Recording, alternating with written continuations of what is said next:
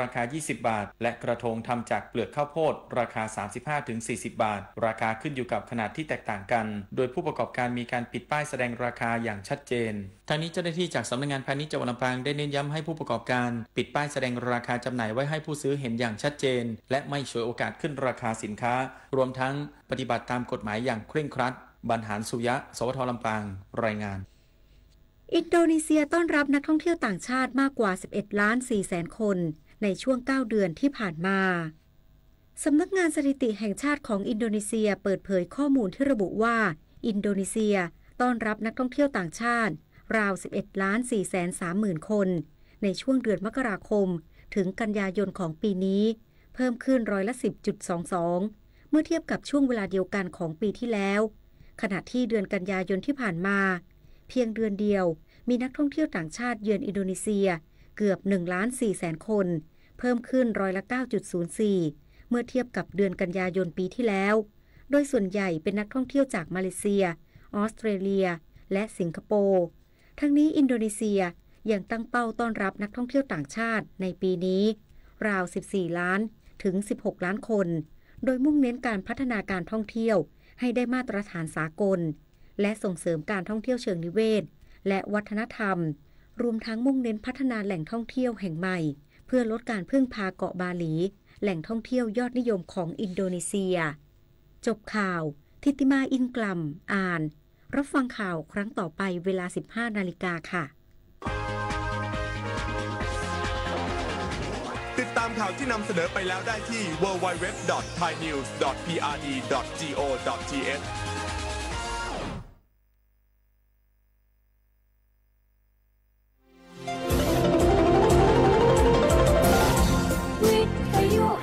ประเทศไทยให้ความรู้คู่ความสุข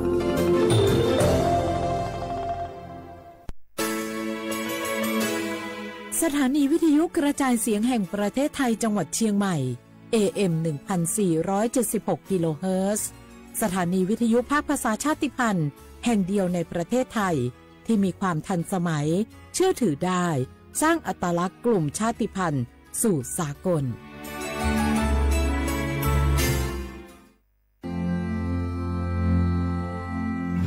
รากฐานสังคมไทยตั้งแต่อดีตจนถึงปัจจุบันเคารพเทิดทูนสถาบันพระมหากษัตริย์เป็นศูนย์รวมจิตใจที่เหนียวแน่นของคนไทยในเวลาที่เกิดวิกฤตทางการเมืองพระบารมีของพระเจ้าอยู่หัวก็ทำให้เกิดความสงบและช่วงที่เกิดวิกฤตเศรษฐกิจปรัชญาเศรษฐกิจพอเพียงของพระเจ้าอยู่หัวรัชกาลที่ 9พระราชทานให้กับคนไทยก็ทำให้ผู้ที่น้อมนำมาปฏิบัติมีภูมิคุ้มกันและไม่เกิดความเสียหายพระปฐมบรมราชโองการของพระเจ้าอยู่หัวรัชกาลที่ 10เราจะสืบสานรักษาและต่อยอดและครองแผ่นดินโดยธรรมเพื่อประโยชน์สุขแห่งอาณาราษฎรตลอดไปพระมหากษัตริย์ไทยทุกพระองค์ทรงห่วงใยราษฎร์เสมอสถาบันพระมหากษัตริย์ไทยศูนย์รวมใจไทยทั้งชาติ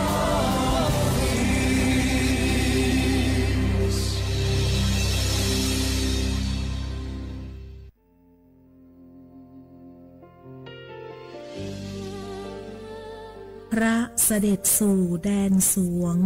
ไทยทั้งปวงน้อมสำนึกในพระมหากรุณาธิคุณตราบนิรันดร์ข้าพระพุทธเจ้าข้าราชการและเจ้าหน้าที่สถานีวิทยุกระจายเสียงแห่งประเทศไทยจังหวัดเชียงใหม่กรมประชาสัมพันธ์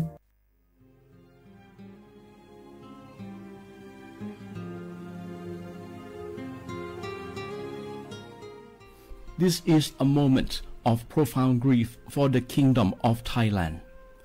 We, the collective voices of Radio Thailand Chiang Mai, join the Thai nation in mourning the passing of our beloved Queen Martha, Her Majesty Queen Sirikit.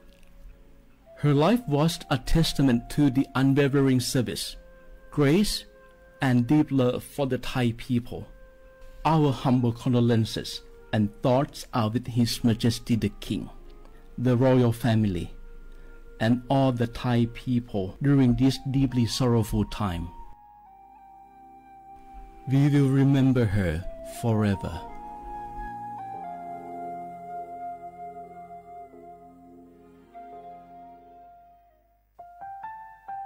ว่านูลิซูชิ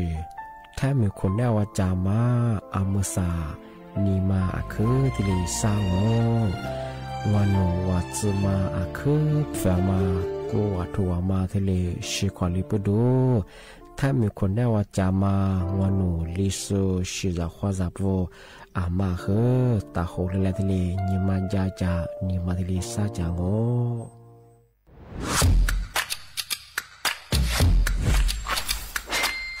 กลับมาแล้ววันนี้กับโครงการคนละครึ่ง plus รัฐออกครึ่งประชาชนออกครึ่งช่วยเศรษฐกิจไทยหมุนเวียนเติบโตถ้าเราช่วยกัน plus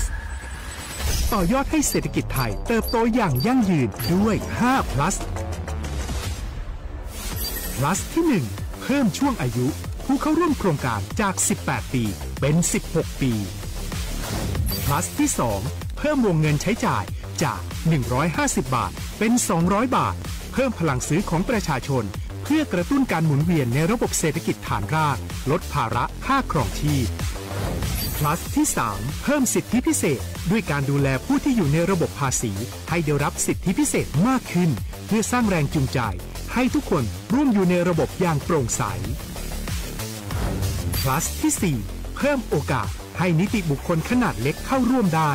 ให้ธุรกิจเติบโตเป็นกำลังสำคัญของเศรษฐกิจไทย plus ที่5เพิ่มทักษะใหม่เพื่อพัฒนาให้ร้านค้านำความรู้ใหม่ๆมาช่วยเพิ่มยอดขายลดต้นทุนเรียนรู้เติบโตและปรับตัวไปกับเทคโนโลยีใหม่เพื่อสร้างเศรษฐกิจที่แข็งแกร่งจากคนละครึ่งสู่คนละครึ่ง plus ไม่ว่าจะสั่งข้าวคนละจานชาเขียวคนละแก้วขนมเค้กคนละชิ้นหรือหลายๆชิ้นก็ใช้ส่วนลดได้ทันทีสูงสุดวันละ200บาทแถมใช้กับฟู้ดเดลิเวอรี่ก็ยังได้สำหรับประชาชนไทยอายุ16ปีเป็นต้นไปสมัครรับสิทธิ์ผ่านแอปพลิเคชันเป๋าตังวันที่ 20-26 ตุลาคม 2568สำหรับร้านค้าที่สนใจร่วมโครงการสมัครได้ผ่านแอปถุงเงินวันที่15ตุลาคมถึง19ธันวาคม 2568แล้วเตรียมพร้อมรับลูกค้าจากทั่วประเทศเพราะนี่คือโครงการที่คนไทยทุกคนช่วยกัน plus เพื่อให้เศรษฐกิจไทยโตไปพร้อมกันโครงการคนละครึ่ง plus ดำเนินการภายใต้เป้าหมายที่ชัดเจนของรัฐบาลในความต้องการกระตุ้นเศรษฐกิจลดภาระค่าครองชีพให้ประชาชนและยกระดับศักยภาพผู้ประกอบการไทยให้พร้อมในยุคดิจิทัลโดยยังคงยึดหลักความโปร่งใสตรวจสอบได้และป้องกันการใช้สิทธิที่ผิดวัตถุประสงค์คนละครึ่ง plus เพิ่มพลังเศรษฐกิจไทยพร้อมโตไปด้วยกัน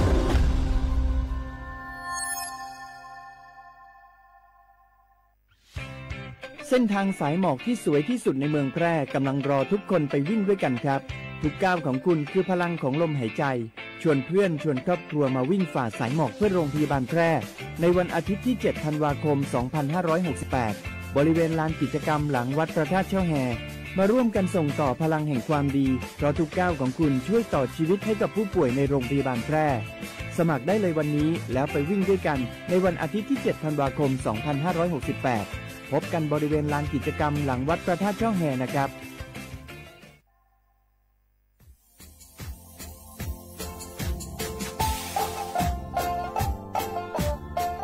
นารัฐมาปีมาซื้อจีชมังโงมัญญาคณะรัฐมนตรีไงมีมติยากกว่าอยู่หัวมองเมื่อเหือนยากุลาซื้อหาหนีซื้อกุยังไง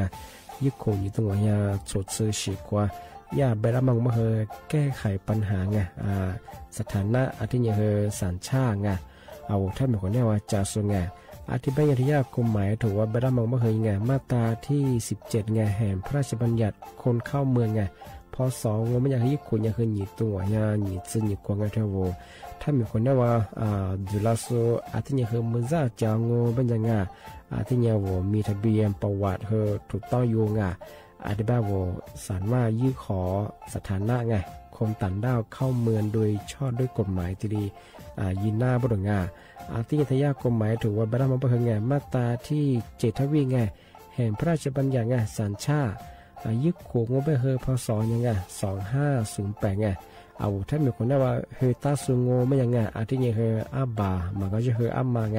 เอาว่าอยู่ในทะเบียนประวัติบุคคลไงอธิบายว่าไม่มี สถานะทางทะเบียนมาจุบะครับสามารถยื่นขอสัญชาติไทยที่กรุงเทพมหานครยื่นที่สำนักบริหารการทะเบียนกรมการปกครองอาทิตย์เราส่วนต่างจังหวัดจะสุบะกว่ายื่นต่อในอำเภอตานภูมิลำเนาปีขวานแล้วก็จะบอกว่าอำเภอยิ่งที่ยื่นชงยื่นเวลางูไม่ยากว่าเวลาใช้กันยาขนาดถี่เนี่ยความยี่นวันยังสิงอดีตบอกนี่มีกับพวกความยี่ที่น่าเหี้ยโชว์ฮา你这姑娘一口你这我像坐吃过火车我这里日穷他们比嘛是就像我小话的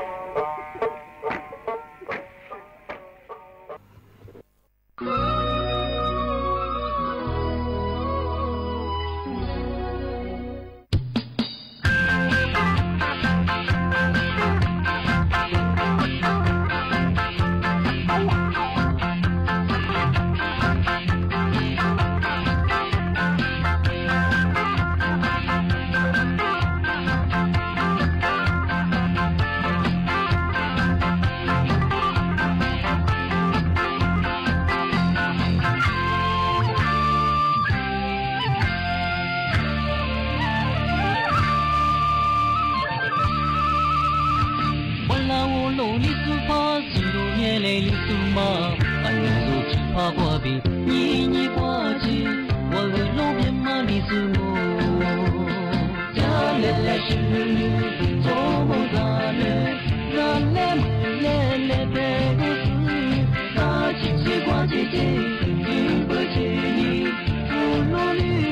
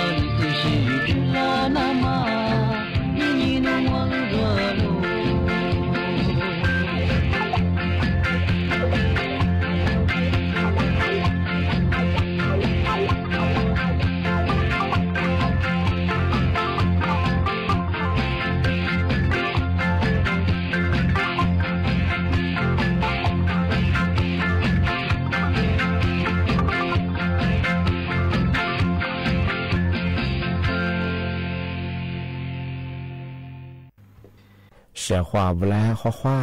เอาลิสุงโดดสตความไปแล้วงาเอาลิสุงปากกากงไม่ยาทาจิ้มหมายงาสถานีวิทยุกระจายเสียงแห่งประเทศไทยจังหวัดเชียงใหม่ว่าโดจ้างาที่มูลองมันยาหนีมูควานีซาโมนาทีเนียควานีหนาเนียสะดวกงาที่ยมาหนีควาแน่แน่ที่ควาที่มูลอที่ควาดองงาอาทีนี้ที่ถึงมังโงมันยังทำมาคือยาธนาคารคืย่างการทะเลแจ้งตีจ้างาอามาสายไปคือกลุ่มมิชาชีงานลัดโซมาคาสุเกือสุดมาคือรัฐโทฟลาเยมาสันโนแอดมาธนาคารมายิปันหาจัวอะไรแบบคืองนธนาคารยาทำสายยากว่ายี่ไอกว่ายี่เฉยๆมาทะเลอยู่เจ้าเป็นยังงอเวลากว่ายี่ข้อความSAว่ายี่ลิ้นสุฟลาเป็นยาหนูว่ายี่เดี๋ยวนี้ยี่สุดาโลยิงหนูเลขบัญชีชักเกินหนูยี่ข้อมูลก่อเกินที่ยี่หนูสแกนหน้ายี่เป็นยังไงเราที่ทูฟลาชงไงที่มายี่แบบคือไม่แชร์เพราะว่าเรื่องยังคือจ้าหนูบัญชีฝากดำมาคือหนูโอ้มันนางอโกยมันนาแบบคือว่าที่เลกุยที่เบสเฉยๆไงอาจจะแบบถ้าจะเกิดว่ามาซึ่งมันยังคือธรรมญาธนาคารที่เลทูฟลากุลีเจ้าที่เลเจ้าแบบคือยิ่งยี่ที่เลยาลิเบลีเย่แบบคือไงสุดท้ายแบบงอผู้บอกยาเพียเต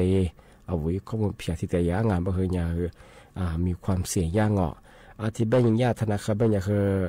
สุดธนาคารมันยังคือยานโยบายที่ชิมาดูไม่ใช่ไงกว่ายาเจ้าหน้าที่ยาหลักชอบแบบยังว่าที่ทูฟลานี่ปกว่าเชื่อมากูเลยที่เลยยี่ดลอยอีข้อมูลเกิดมันยังที่ชิมาดูไม่ใช่ไงปีว่าสุเวลาป้าชีไปยี่เจ้าไม่ยังไงสุยว่ายี่ว่ายี่ข้อความได้หลังยี่อะไรมาคือนี่แหละว่ายี่อดีตจะไม่ยิ่งกว่าธนาคารสาขานี่ติดต่อยี่ไปยังไงช่วงไงที่ไปยังช่วงไงมาขยันตัวฝาลาไปช่วงไงว่าคือมันแน่ใจมาซื้อมันยังคือไงถ่ายเย่ไงกว่าพาซื้อใช่ไหมคือว่าธนาคารสาขาไงแล้วมาจะไปยี่กว่าติดต่อที่สอบทางช่องงานมาเคยถึงมาปีเมื่อแจ้งเตือนเช้าวันเช้าได้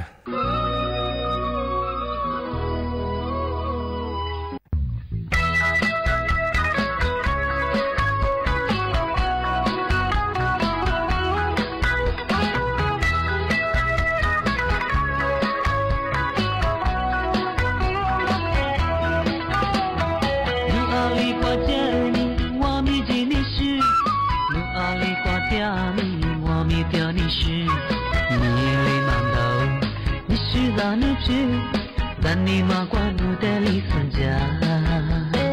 路地路的里就在分家路，路地路的里就在你关路，一路忙到我就在沙路，让你马关路的里分家。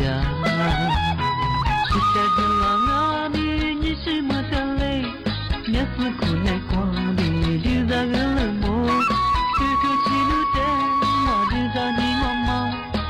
是没了路花几干啦。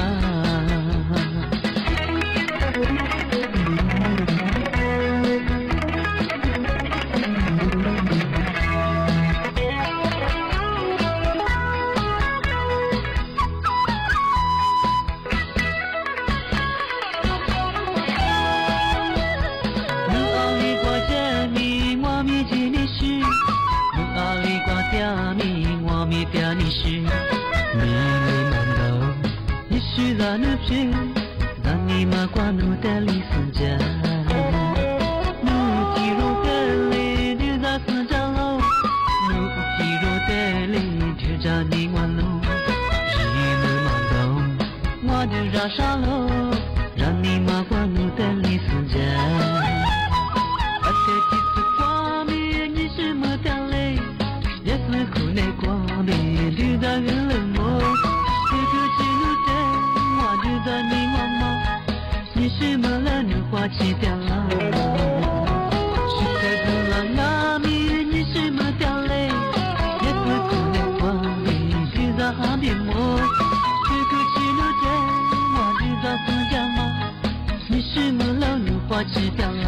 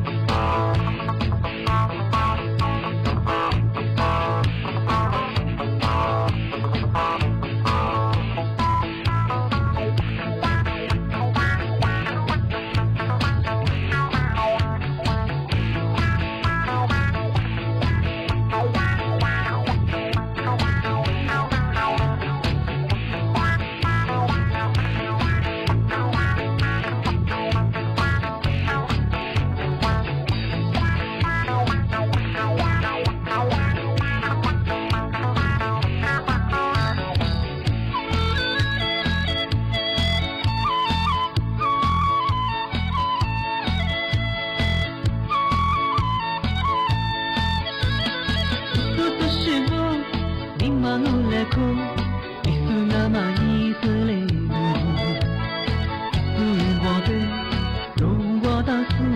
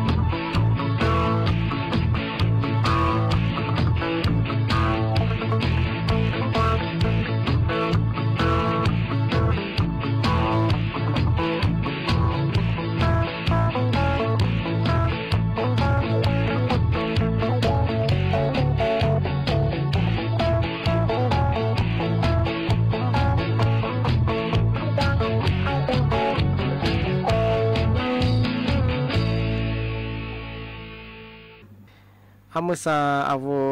ประกันสังคมอยู่สู้งาผู้ประกันตรงงามาตรา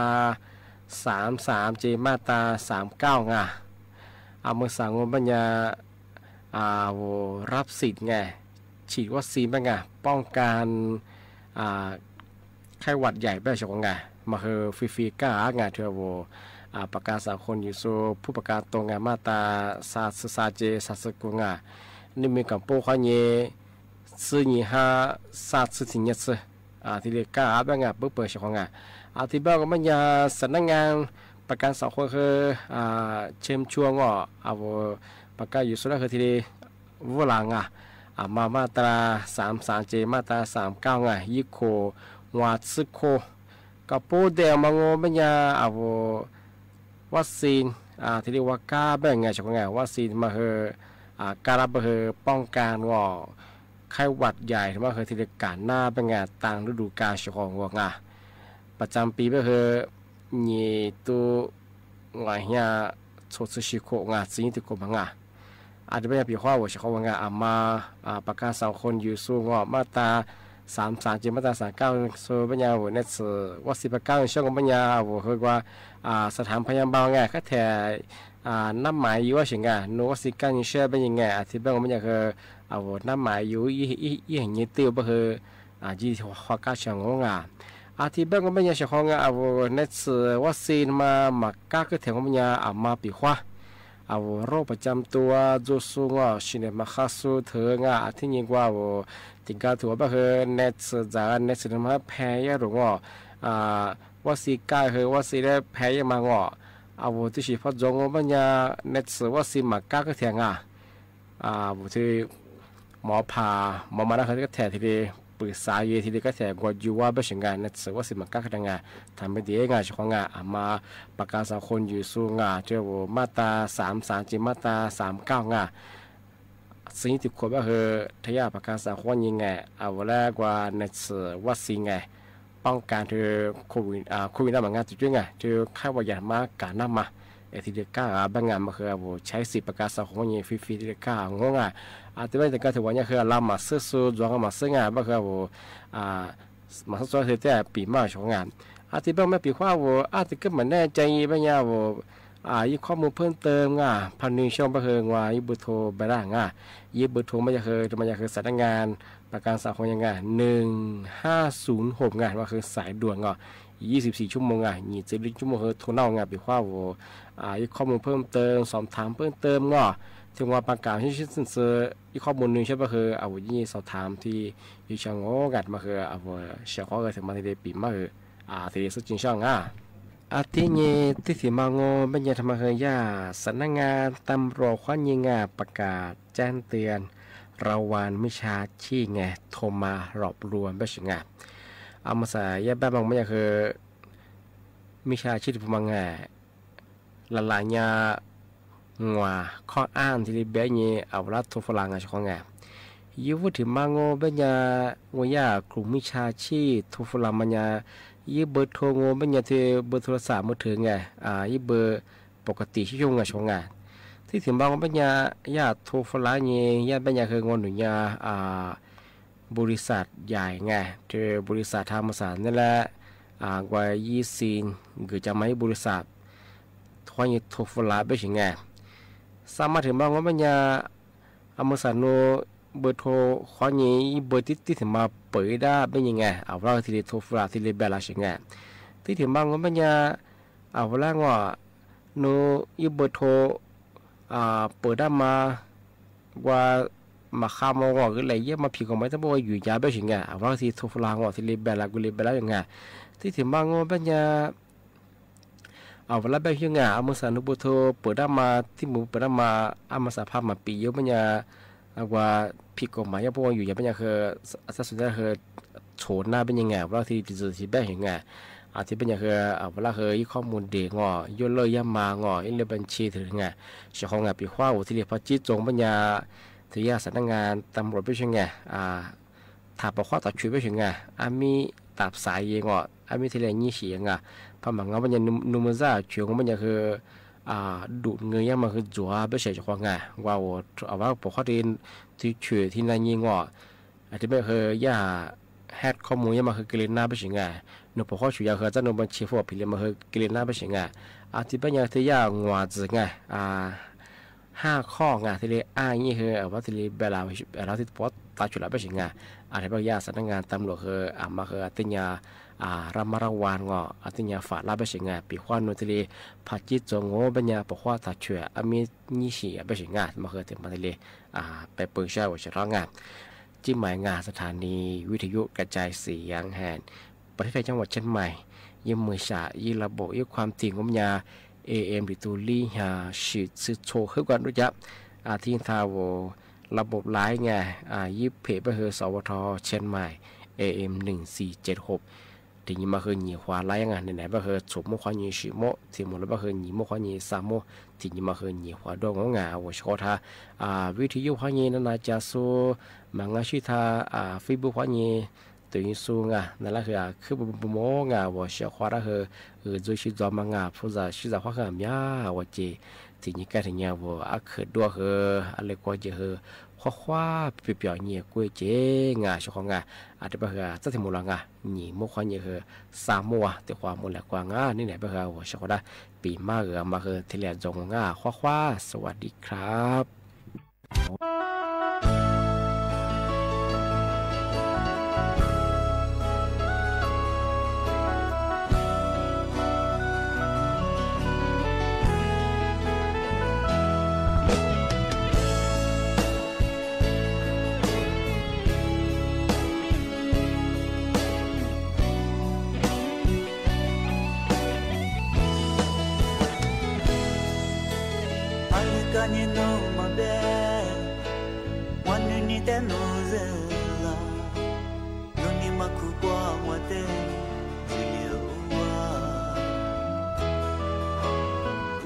Semua tiro Ramami domami Ale besunun te fuke balase Inalo la su ni sho wan ni te nu se lo ro ni te mo chi chi ni liu wa ni te su mo ji ro cho me za ji ro le de ale me se te ni le de da se ni le ke ma da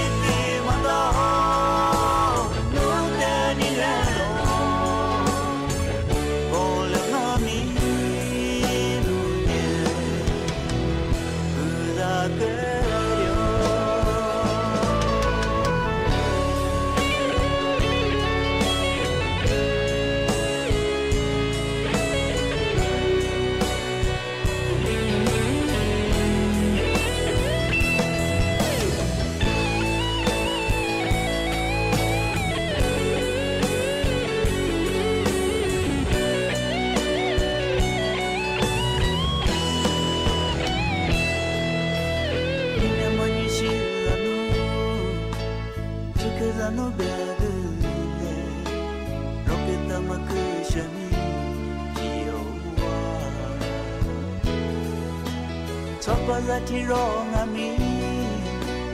ya ni je che la lo ale be se no te ni le ke da se ni le ke ma da no la le ni le ke ma da no la le ni le ke ma da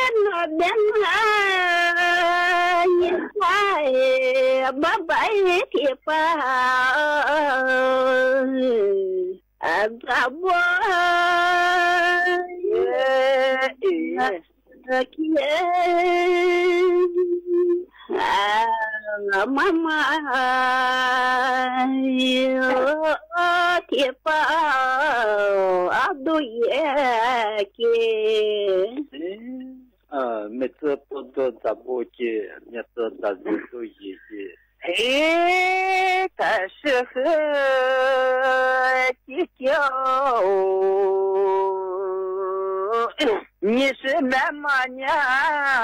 没错还不多还咋不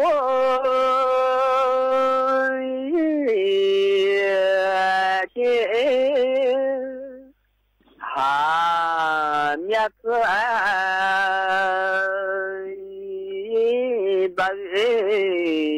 大都一件嘿那边你是边嘛呀么子不是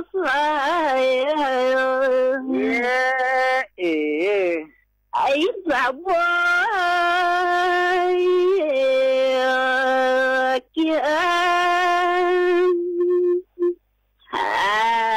面子是说都也给那个不多咋不了那个大家都也给你说你是那么年么子不多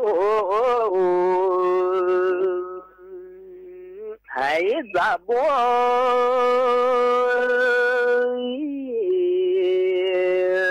了哈面子大人都一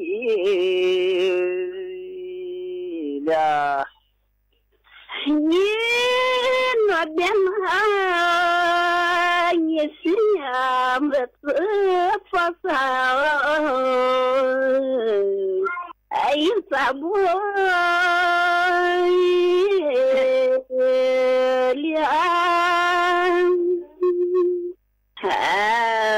面子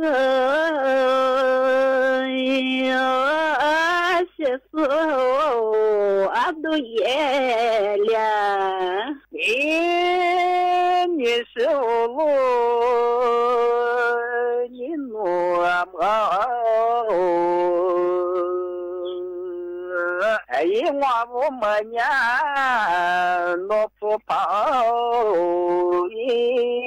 一起走他的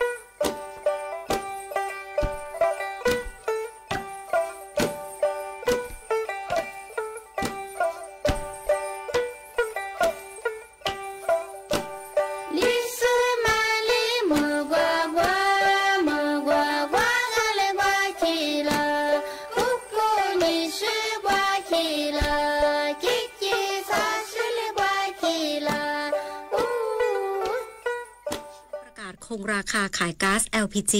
ถึงสิ้นปีนี้อีกสักครู่กลับมาติดตามรายละเอียดค่ะแสนอาลัยสมเด็จพระพันปีหลวง